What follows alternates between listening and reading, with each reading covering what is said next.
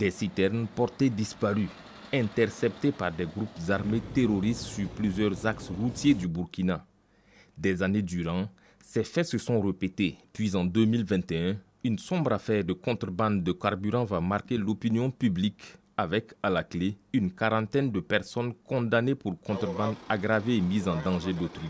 Et des cas de corruption comme celui-là, le réseau national de lutte anticorruption RENLAC en dénonce à la perle chaque année. Pour la structure dirigée par Sagado Nakanabo, le lien entre corruption et terrorisme est clair.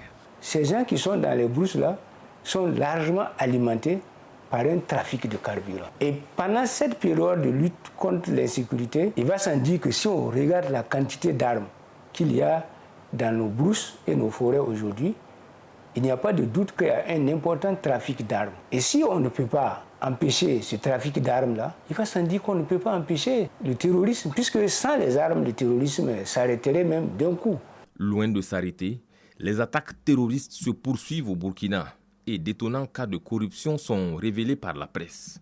Parmi les plus emblématiques, il y a le dossier des hélicoptères en 2020. Des hélicoptères payés à coût de dizaines de milliards qui en fait n'avaient rien d'hélicoptère de combat. Et c'est pas tout. Que de 2016 à 2021, ces forces de sécurité intérieure ont été toujours retenues dans le top 5 des services les plus corrompus. Le dossier Inatan, Gaskindé, tous ces multiples dossiers où il y a en dessous des affaires de sous, on ne peut pas douter qu'aujourd'hui, il y en a qui vivent du terrorisme. Le terrorisme est devenu un fonds de commerce pour certains citoyens burkinabés, aussi bien des civils que des militaires. Et nous avons été d'ailleurs intéressés lorsque le chef de l'État a évoqué le fait qu'il y a des officiers qui sont devenus des milliardaires. Malheureusement, ce dossier n'est pas encore enrôlé. Et cette question des officiers milliardaires va ressortir lors du dernier entretien du chef de l'État, le capitaine Ibrahim Traoré. Ce que je souhaite même, ce n'est pas les officiers seulement qui sont fautifs dans cette affaire. Il y a des militaires et il y a des civils. Vous savez très bien. Vous savez qu'il y en a qui ont été découverts, mais est-ce qu'ils ont été jugés? Rien.